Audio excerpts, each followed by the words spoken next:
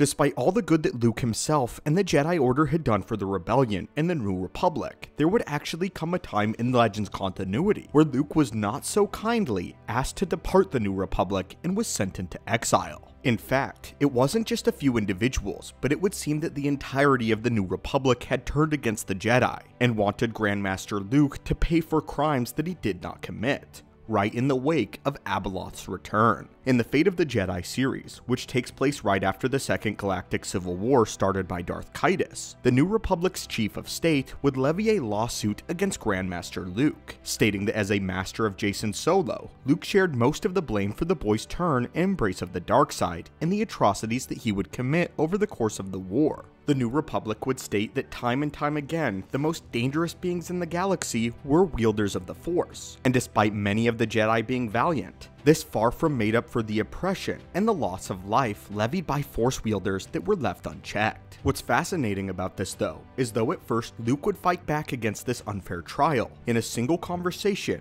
Luke would have his mind changed and decided that the Jedi were a problem, and even agreed that as Grand Master, he needed to be exiled. So why in the world would Luke agree to something like this? How would his mind be changed after a single conversation with a former Imperial? This is going to be an interesting one, full of introspection on how the Jedi Order operates and their place in the galaxy at large. So now, let us begin. In order to properly explain how this conversation even happens, we'll need to quickly give some context. In The Fate of the Jedi, the novel Outcast, the galaxy is in an interesting place following the Yuuzhan-Vong War. The Imperial Remnant had helped the New Republic against the Vong, so the two opposing sides decided to make peace and come together to form a new, stronger governmental system called the Galactic Alliance, doing away with the New Republic.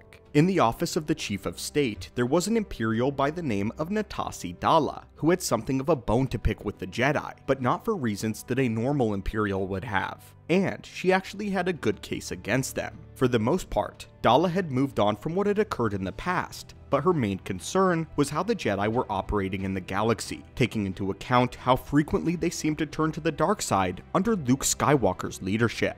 She carried with her two major examples. That was of course Jacen Solo, who became Darth Caedus, a Sith Lord who Luke even said was more powerful and dangerous than Vader, and the other being a Jedi by the name of Kip Duran, who succumbed to the possession of the spirit of Exar Kun, causing him to go on a rampage against the Imperial Remnant using an extremely powerful superweapon known as the Sun Crusher. The result of this rampage was the deaths of hundreds of Imperials, the destruction of Cauldron Nebula, the planet of Caridia, and the death of Kip's own brother before he was found by the Jedi and cured of his corruption. And now, at the worst of all times, Abeloth had returned, though the galaxy was still unaware of her presence, and she was using her powers to make certain Jedi go insane and believe that everyone around them was an imposter, a fake, and an agent of the dark side. This caused a younger member of Luke Skywalker's Jedi Order to nearly kill his entire family while running wild in the streets of Coruscant, forcing planetary security and Luke himself to get involved. While that entire situation was being resolved, there was a large trial of this Jedi and a question of his sanity. The Chief of State Dalla now firmly believed that the Jedi Order needed to be brought under the control of the government. She even goes as far as to bring down a lawsuit against Luke, charging him with neglect. While this drama unfolds, Grandmaster Luke gets a premonition from the Force itself to go and have a private meeting with Dalla. No press, no lawyers, just the two of them in conversation.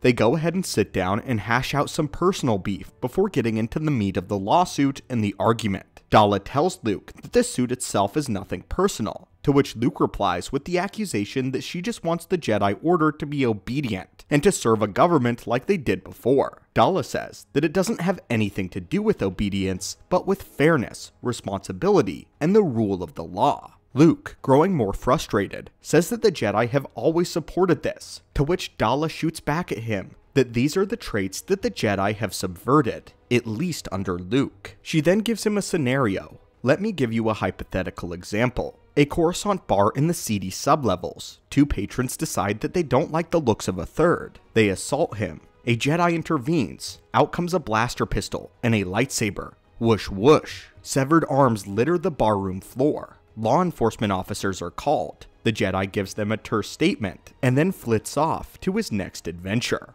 Luke responds by saying that her example was a simplistic one and was overly colorful, but Luke admitted that he did know that this had happened before, remembering all the way back to Mos Eisley with him and Ben Kenobi. We are all also aware of how frequently this sort of interaction goes. It's a classic Jedi moment that we've seen time and time again. But Dalla is deconstructing this to show a more realistic side to such a confrontation. She begins to list off issues with how the situation would be resolved. She says that there was a maiming of a suspect. She challenges Luke to see if there was a way it could have been resolved without them being harmed, even suggesting that the Jedi of his order could have used the Force to disarm the patrons. Luke responds that maybe they could have, but that the Jedi in this example did the right thing, as the Force had alerted them to the level of danger. He tells her that a Jedi does not respond with their eyes, but how in tune they are with the Force. The Chief of State, though, makes the point that it was unfortunate that the Force cannot testify, and justify this to a court of law. She leans forward and says, but the Force also whispers and speaks to the Sith, and gives them similar violent ideas. Luke interjects and says that the Sith serve the dark side, but the Chief of State replies that regardless, the light still suggests maiming and taking drastic action. Luke, though, quickly snaps back, hardly a life sentence of disfigurement and handicap. Modern prosthetics are indistinguishable from flesh and bone, with Luke holding up his own hand as an example. But Dalla too has a counterpoint, though they have to be paid for by someone, often the state, when the amputee is of the lower classes, and then maintained at the cost in credits and technical skill in excess of the upkeep of an ordinary flesh and bone arm. This is a more grounded look at a Jedi's interaction and how it can be perceived as a problem. Luke, though, begins to get impatient, asking her what this is all about, that the perception of Jedi chopping off arms at a higher rate than the government recommends. Dalla adds to it that the Jedi are also giving terse statements to authorities and never returning to make full reports, never going through the proper legal procedures before venturing off-world whenever they are called to. Finally, Dalla wraps this up by saying the point of the whole problem was the Jedi believed that they are above the law, laying on the desk several reports that were not filled out properly because the Jedi had left the area. Luke's own Jedi. The Jedi had exercised authority in a way that disrespected the law. In the Clone Wars, and in the era of the Old Republic, the Jedi had much more authority than they do now. This is a government run by the people. The Order of Grandmaster Luke does not belong in the same place as a Watchman. They are more rogue Jedi. They begin arguing about the semantics of a Jedi being a judge, jury, and an executioner, rather than going through a full legal process that everyone else is expected to abide by. The Chief of State even says that the Jedi Kip Durin only ever issued an apology and never paid formally for any of his crimes. The Jedi had killed hundreds and never had to answer for any of it. And then, Dalla drops this bomb. Because you have the power to see that, because that's what the Jedi are trained to do, and because they're trained to do that, to see into people's hearts, sort truth from lie, see into the future, where the criminal has reformed and turned to a life of picking flowers. They can decide who should be thanked and who should be cut down, who should be forgiven and who should be left for the ordinary officers of the law to convict. They protect the common citizen, but do not answer to him. They do not pay for their mistakes. They obey government orders when those orders conform to their moral code, and not when they don't. That is wrong. Any other group exhibiting that degree of arrogance and unconcern for the rule of law would be classified as a criminal organization. That, ultimately, is what this case is about. We now encounter a very rare moment. Luke is stunned and has nothing to say, but we do luckily get a look at his thoughts. She was wrong. And yet, she was chiefly wrong from the Jedi perspective. Remove the Force from the equation, and she suddenly became right. That was jarring to Luke. It was so hard for him now to remember what it was like not having the Force always contributing to his decision making. It was then that he detected it. The evil that the Force had brought him here to see. He did not see it as a person or as an object, but as a process, a trend, once he was a part of. Understanding things as much as he could through Dalla's perspective, through the perspective of the common citizen. The one truth that he could discern was that if the galaxy thought the Jedi were above the law, abuses were sure to spring up from that notion as toxic weeds growing rapidly from a pile of manure. Young Jedi, seeing the ease in which their masters slid out from underneath common but inconvenient civic responsibilities, this would come to think that such behavior was their right. A few on the fringes of the border between the light and the dark side would discern that Kyp Durron had escaped any visible consequences for his actions. None would accept that Luke's assertion that Darth Vader had been redeemed. Had he died a Jedi instead of a Sith despite his many murders, and would not understand the true meaning of the story. The answer settled across Luke like a leaden shroud. To prevent this evil from growing, he had to lose this case. To be punished,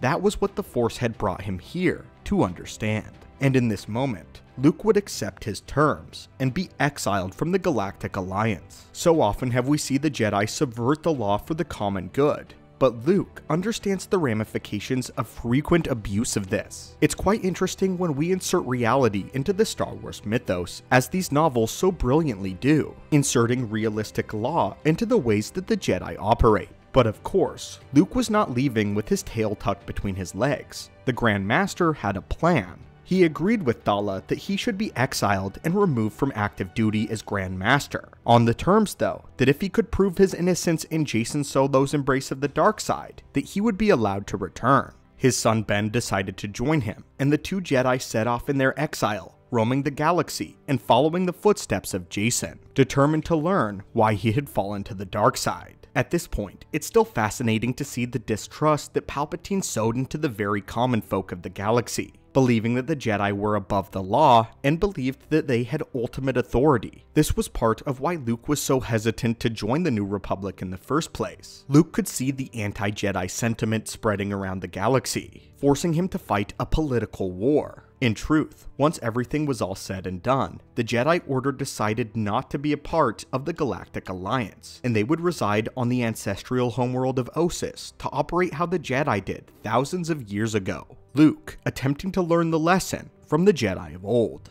But anyway, my friends, what do you think of this shocking conversation where Luke agreed to be exiled? What are your thoughts on the lawmaker's standpoint, and should the Jedi be held accountable? Or do you think that by the nature of their power and perception into the Force that they should be given special privileges and authority? Let us know your thoughts on this interesting and likely heated topic down below. As always, my friends, thank you so much for visiting the channel and the archives today, and may the Force be with you.